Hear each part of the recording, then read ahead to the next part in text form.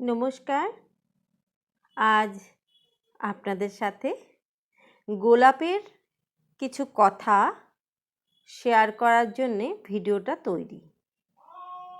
এক অবাস্তব গোলাপ ফুল। গোলাপ ফুল সবারই ভালো লাগে, কিন্তু অবাস্তব বলার একটা কারণ আছে, সেটা পুরো ভিডিওটা দেখলেই আপনারা বুঝতে পারবেন। দিন যাচ্ছে, এত সুন্দর যে গোলাপ ফুলের কোয়ান্টিটিটা হয়েছে, এটা আমি নিজেই ভাবতে পারিনি। পুরনো কিছু ক্লিপ করে রেখেছিলাম, সেটাই আপনাদের সামনে শেয়ার করছি। প্রথম গোলাপ গাছগুলোতে ভালোই আমাকে ফুল দিয়েছে। তারপর রাগের বশত যখন ফুল দেওয়া বন্ধ করে দিল, আমি আর ফেলে রাখলাম ওভাবেই। গোড়াগুলোকে একদিন ভালো করে পরিষ্কার করে খুব করে সার যেগুলো আছে বাজারে পাওয়া যায়, সেই সারটা দিয়ে আমি গোলাপ গাছগুলোকে তৈরি করলাম। অনেক কীটনাশকও প্রয়োগ করেছিলাম।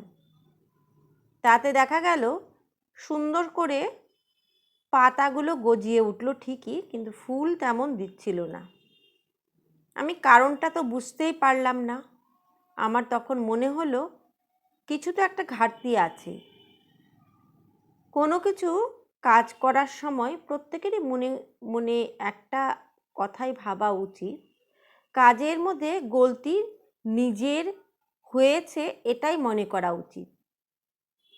তখন কি করলাম, শীতের প্রারম্ভেই পুরো গাছগুলোকে তুলে নিয়ে একটা বস্তায় যত রকমের ঘরের সবজি ছিল, মোটামুটি হাফ বালতি বলতে পারো, আমরা যে 14 ইঞ্চি যে বালতিগুলো ব্যবহার করি, সেই বালতির হাফ বালতি সবজি পচা, সাথে কিছু মাটি দিয়ে আমি এই গোলাপ গাছগুলোকে একসাথে বসিয়ে দিলাম।